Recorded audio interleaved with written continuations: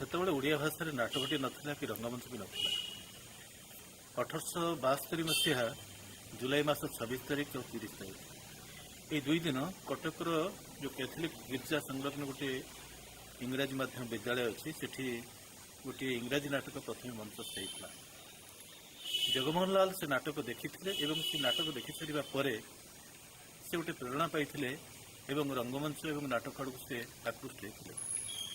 ତାପରେ ସେ ପ୍ରତିବର୍ଷ ଦଶହରାରେ ତାଙ୍କର ଯେଉଁ ଜମିଦାରୀ ଉଆସ ଅଛି, ସେ ଉଆସରେ ଗୋଟିଏ ଅସ୍ଥାୟୀ ରଙ୍ଗମଞ୍ଚ ପ୍ରତିଷ୍ଠା କରି ବଙ୍ଗଳା ନାଟକକୁ ଓଡ଼ିଆରେ ଅନୁବାଦ କରି ତାଙ୍କ ପରିବାରର ସମସ୍ତ ସଦସ୍ୟମାନଙ୍କୁ ନେଇ ସେ ରଙ୍ଗମଞ୍ଚରେ ନାଟକ ମଞ୍ଚସ୍ଥ କରୁଥିଲେ।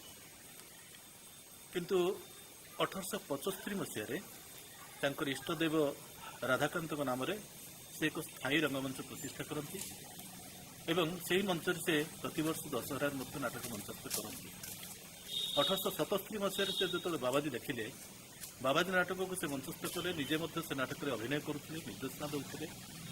ମଞ୍ଚ କଳା ଏବଂ ମଞ୍ଚ ସମ୍ପର୍କିତ ସମସ୍ତ ଜିନିଷ ମଧ୍ୟ ସେ ନିଜେ ତାର ତତ୍ତ୍ୱାବଧାରକ ଥିଲେ।